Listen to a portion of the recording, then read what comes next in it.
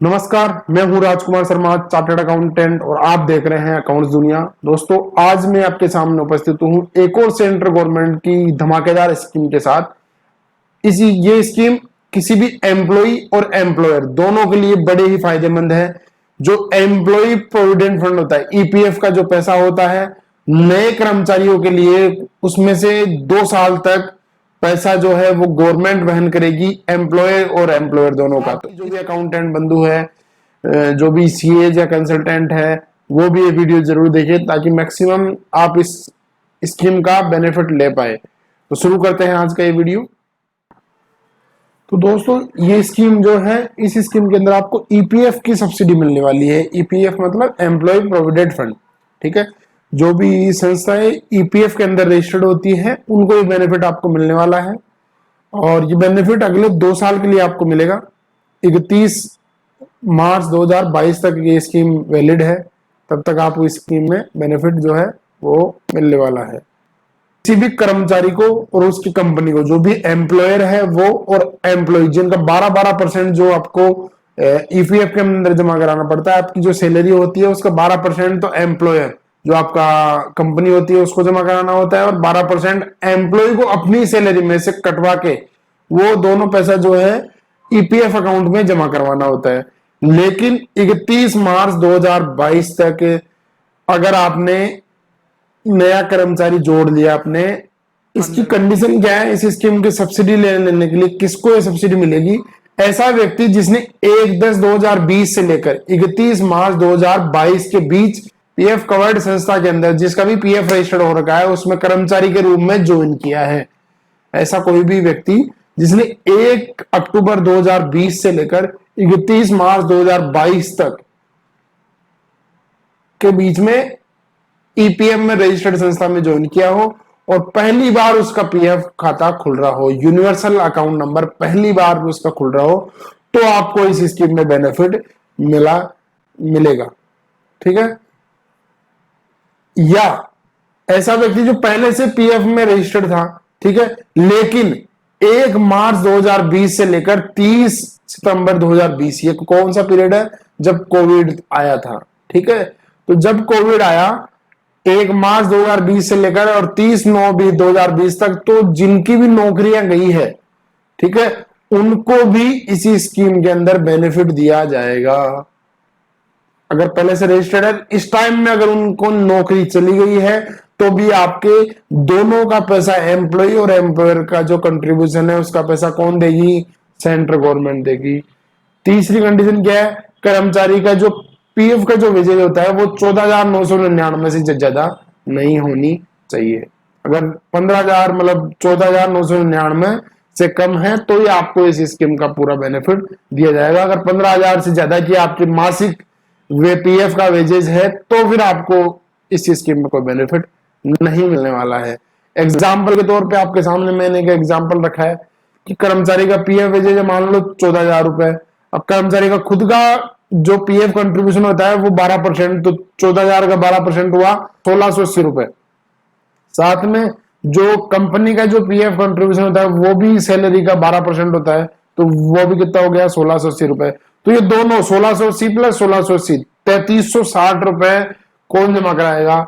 Central government आपके बिहार पे जमा कराएगी। आपको 1 रुपए भी गवर्नमेंट को देने की आवश्यकता नहीं है, वो खुद अपने खाते से उठा के पैसा पीएफ के आपके अकाउंट में जमा करवा देगी, ठीक है।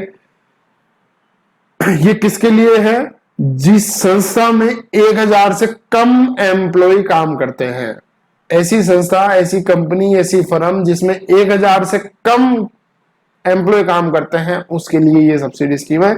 जिस संस्था, जिस कंपनी के अंदर 1,000 से ज्यादा एम्प्लॉय है, तो वहां पर कोई सब्सिडी देने की बात नहीं हुई है, वहां पर खुद अपने आप को जमा करवाना पड़ेगा एम्प्लॉयर का कंट्रीब्यूशन। एम्प्लॉय का जो जो जो कर्मचारी है उसका पैसा तो 1,000 से ज्यादा होगी तो भी कौन देगा?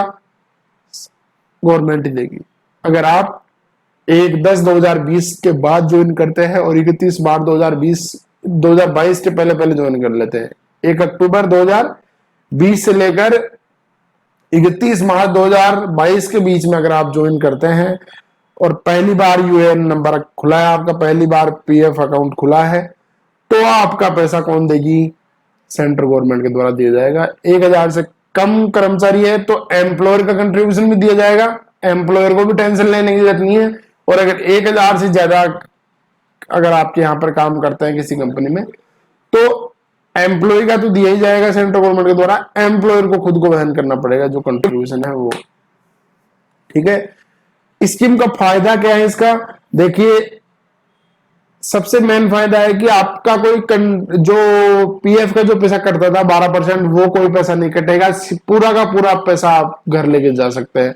तो जो भी घर लेके जो सैलरी जा रहे थे उसमें बढ़ोतरी हुई है आपके। ठीक है, एक एम्प्लॉयमेंट जनरेशन होगा। किसी भी जो भी एम्प्लॉयर है उसको ये डरने की जरूरत नहीं है कि मैं कितने लोगों को ऑन रिकॉर्ड मेरे यहाँ पे दिखाऊं, क्योंकि उसमें पीएफ देना पड़ता है 12% उसको।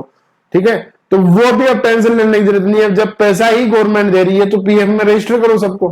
तो एक आपके एम्प्लॉइयों के बीच में भी एक विश्वास बढ़ेगा कि हाँ, मेरा जो एम्प्लॉयर है वो मेरे बारे में सोचता है, मेरा पीएफ खाता खुलवा रखा है, जिसमें हर महीने का 24% एडिशनल इंक्रीमेंटल मिल रहा है। ठीक है, 12% तो एम्प्लॉय का और 12% एम्प्लॉयर का, दोनों 24% जो सैलरी का है वो सेंट्रल गवर्नमेंट दे रही है अलग से। सैलरी तो दे ही रहा है एम्प्लॉयर, उसके अलावा 24% पैसा अलग से मेरे को मिलने जा रहा है। तो और इसमें ऐसा भी नहीं है कि आपको एक ही एम्प्लॉयर के यहाँ पे रहना है। अगर एक एम्प्लॉयर को छोड़ के आप दूसरा एम्प्लॉयर भी ज्वाइन कर रहे हो इस पीरियड के दौरान में, तो भी आपको ये जो है सब्सिडी वो मिलती रहेगी। ठीक है,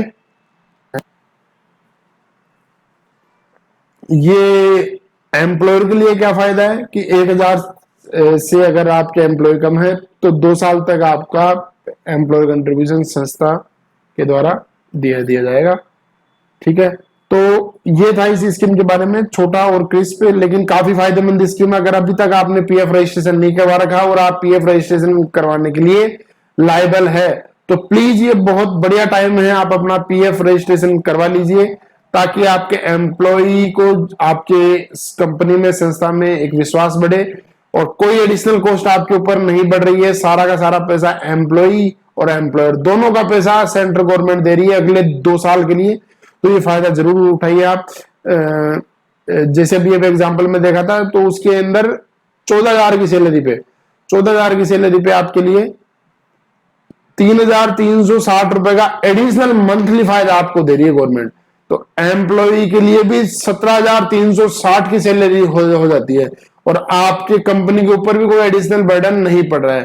तो अगर आपकी फर्म पीएफ रजिस्ट्रेशन कराने के लिए लायबल है तो प्लीज प्लीज प्लीज ये अच्छा टाइम है, अपने आप को पीएफ में रजिस्टर करवा लीजिए और एम्प्लॉयज के लिए मैक्सिमम बेनिफिट आप दीजिए। मत आपके किसी भी तरह का कमेंट हो, कुछ पूछना हो पीएफ सब्सिडी से रिलेटेड, तो आप कमेंट बॉक्स में पूछ सकते हैं।